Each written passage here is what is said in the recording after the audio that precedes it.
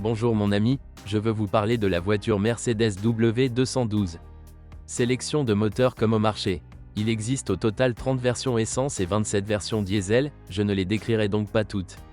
Cependant, les versions ne sont pas des moteurs, il y en avait un peu moins, mais toujours beaucoup. Je traiterai des plus populaires, divisés par le nombre de cylindres. Moteur R4. Les moteurs essence 4 cylindres peuvent être divisés en familles M271, 1,8 L, et M274, 1,6 et 2,0 L, et tous sont suralimentés.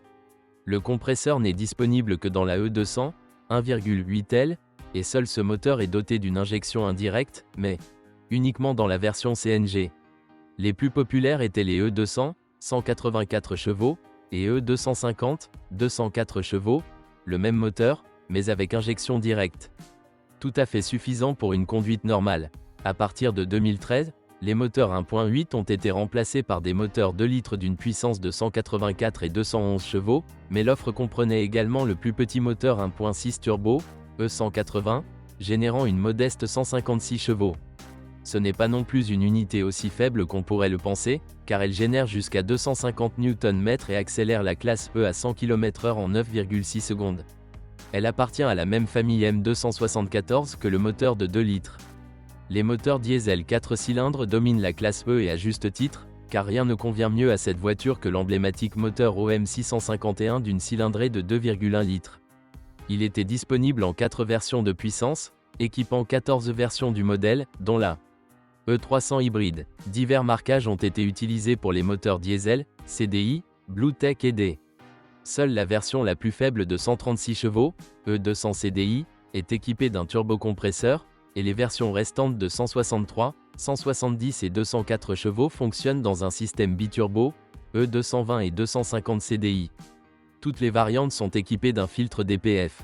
Il n'y a pas ici de division significative en année, car le design reste le même pendant toute la période de production, avec de légères modifications pour l'adapter à la norme Euro 6, système SCR.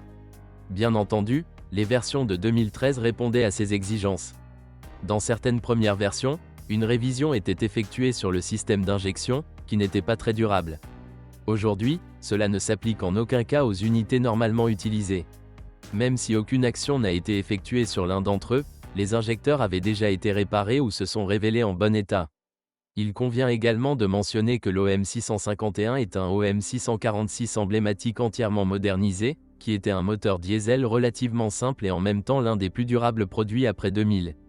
Une variante plus récente, disponible, entre autres, dans le W212, il dispose déjà, par exemple, d'une chaîne de distribution montée à l'arrière.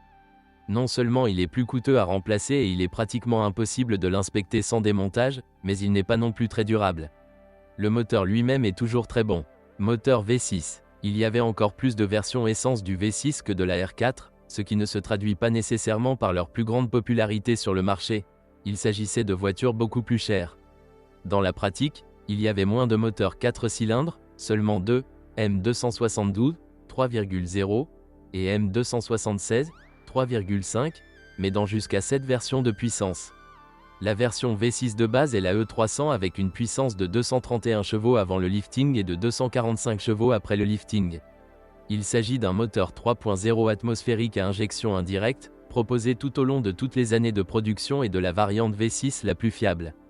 L'injection indirecte dispose également du moteur 3.5, E350, de 272 chevaux proposé jusqu'en 2013. Les E300 de 252 et 292 chevaux sont à injection directe et ont été abandonnés en 2014, tout comme la E350 de 3,5 litres développant 306 chevaux. Jusqu'à la fin de la production, parmi les variantes les plus puissantes, seule la E400 avec un moteur 3.5 d'une puissance de 333 chevaux était proposée. L'ancienne E400 avait un moteur de 3 litres avec la même puissance. Les deux unités sont équipées d'un turbocompresseur. On peut citer la variante hybride E400 Hybrid, créée principalement pour le marché américain. Son moteur de 3,5 litres n'a pas de compresseur, génère 306 chevaux et reçoit 27 chevaux supplémentaires du moteur électrique. Je ne recommande pas cette variante en raison de la grande complexité de la structure et des réparations coûteuses, par exemple le remplacement de la batterie. Les moteurs diesel V6 sont en fait, comme le R4, Un moteur OM 642 décliné en 8 variantes de puissance de 204 à 265 chevaux. Ce moteur de 3 litres générait un minimum de 500 et un maximum de 620 Nm de couple. L'unité est bien notée, même si le niveau de complexité est énorme. Il dispose également non seulement d'un DPF, mais souvent aussi d'un système SCR. Il vaut la peine d'aborder l'achat consciemment et de supposer à l'avance que le V6 diesel est la version destinée aux plus riches en matière d'entretien et de réparation. Moteur V8. Dans cette génération de classe E, les moteurs V8 sont uniquement des moteurs essence d'une cylindrée de 4,7 litres, M278 post-lifting, et de 5,5 litres, M273 pré-lifting. Ces versions étaient marquées E500. Les différences de puissance du E500 ne sont pas grandes, même si les moteurs sont complètement différents. Le premier moteur est doté d'une injection indirecte et constitue un développement du modèle très apprécié M113 installé, entre autres, dans de nombreuses variantes AMG. Le moteur M278, plus récent et plus petit, est quant à lui un développement du M273. Il dispose d'une injection directe et de solutions modernes à faible émission, telles qu'une pression réglable dans le système de lubrification et une suralimentation refroidie par eau. Ces deux moteurs sont durables, mais les réparations du calage ou des fuites sont coûteuses. Quelques mots sur le système d'entraînement.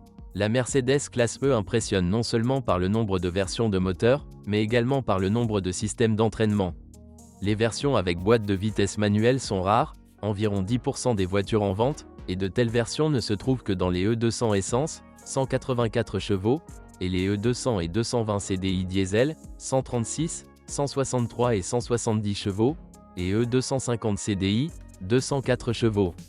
Les plus courantes sont les transmissions automatiques G-tronic à 7 rapports, moins souvent celles à 5 rapports, uniquement la R4 essence.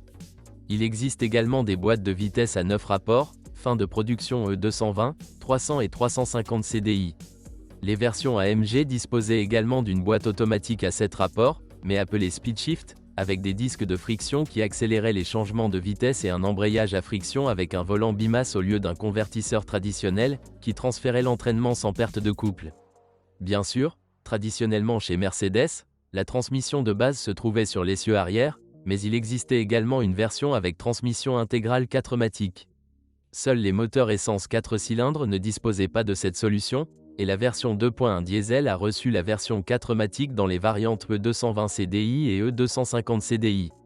On voit rarement une combinaison d'un V6 diesel avec 4matic qu'un V6 essence.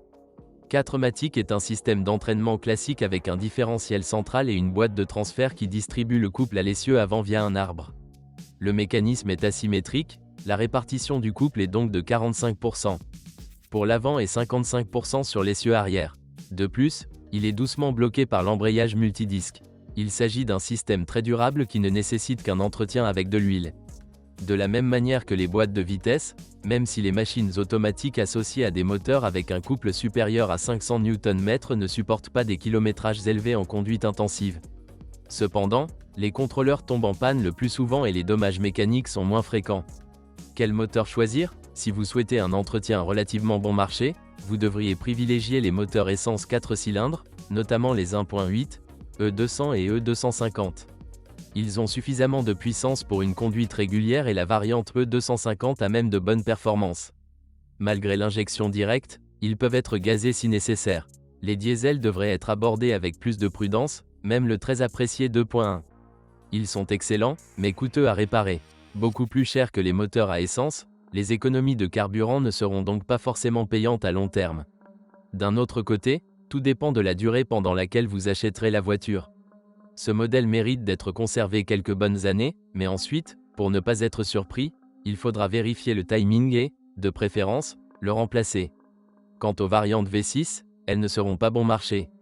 Si vous comptez sur une courte aventure avec une voiture, vous pouvez prendre des risques, en particulier une voiture à essence avec un historique de réparation documenté. Les deux moteurs sont bons, mais ils pourraient vous surprendre avec une facture d'atelier pouvant atteindre 1300 à 2500 $. Les diesels aussi. Les unités V8 sont bien sûr les plus intéressantes, mais les voitures coûtent aussi cher, donc soit vous les voulez et les achetez, soit vous ne les voulez pas. Cela ne sert à rien de débattre pour savoir s'il vaut mieux choisir le V6 ou le V8, car si vous pouvez vous permettre le V8, le V6 n'a pas de sens. Quelle panne et quels sont les frais d'entretien de la classe EW212? La voiture est très durable et assez fiable. À cet égard, c'est encore mieux que les générations W210 et W2011. Cependant, n'oubliez pas que nous avons affaire à une voiture très moderne qui nécessite un ordinateur de service pour presque chaque réparation, et que certaines pièces, par exemple la suspension, sont coûteuses et ne peuvent pas être régénérées. Les publicités montrent clairement que le kilométrage est de 500 000 km n'est pas la fin de la vie du W212, et il existe de nombreuses voitures de ce type abandonnées par les taxis et autres sociétés de transport en Allemagne. Bien entendu, les moteurs diesel dominent dans ces voitures. Le module de confort est une source courante de problèmes liés au fonctionnement des éléments d'équipement. Dans le cas d'une suspension pneumatique, il faut vérifier son fonctionnement et son étanchéité. Cependant, dans le cas d'une suspension classique avec amortissement adaptatif, ce n'est pas beaucoup moins cher, c'est donc une bonne idée de vérifier les amortisseurs avant l'achat, surtout visuellement. Dans notre pays, il existe des combinaisons, pièces d'occasion, modifications, car certains propriétaires n'ont tout simplement pas les moyens d'entretenir leur Mercedes. Sachez que tout travail d'entretien, qu'il s'agisse de la suspension ou du système de freinage, du remplacement des roulements, des joints, etc., coûte toujours un minimum d'environ 250 $. Ce n'est pas le W124 ou le W210, dans lesquels tout pourrait se faire, dans la grange. C'est pourquoi l'historique d'entretien et l'état technique général sont si importants. Lorsque vous achetez une voiture qui nécessite quelques améliorations mécaniques, en particulier un moteur inégal, cela vaut la peine d'avoir au moins 2500 $ de plus que le prix de la voiture. Vaut-il la peine d'acheter une Mercedes classe W212 ? Il s'agit de l'une des Mercedes modernes les meilleures et les plus durables, créées en pensant aux conducteurs et aux passagers, avec de bons moteurs. Il est spacieux et confortable, bourré d'électronique, mais sans excès. Si la voiture est correctement entretenue, elle vous récompensera par une grande durabilité et des défauts rares. Ça vaut vraiment le coup. Merci de m'avoir écouté, n'oubliez pas de vous abonner à la chaîne et de noter ma vidéo. Si vous connaissez des problèmes avec cette voiture que je n'ai pas mentionné, assurez-vous de les écrire dans les commentaires.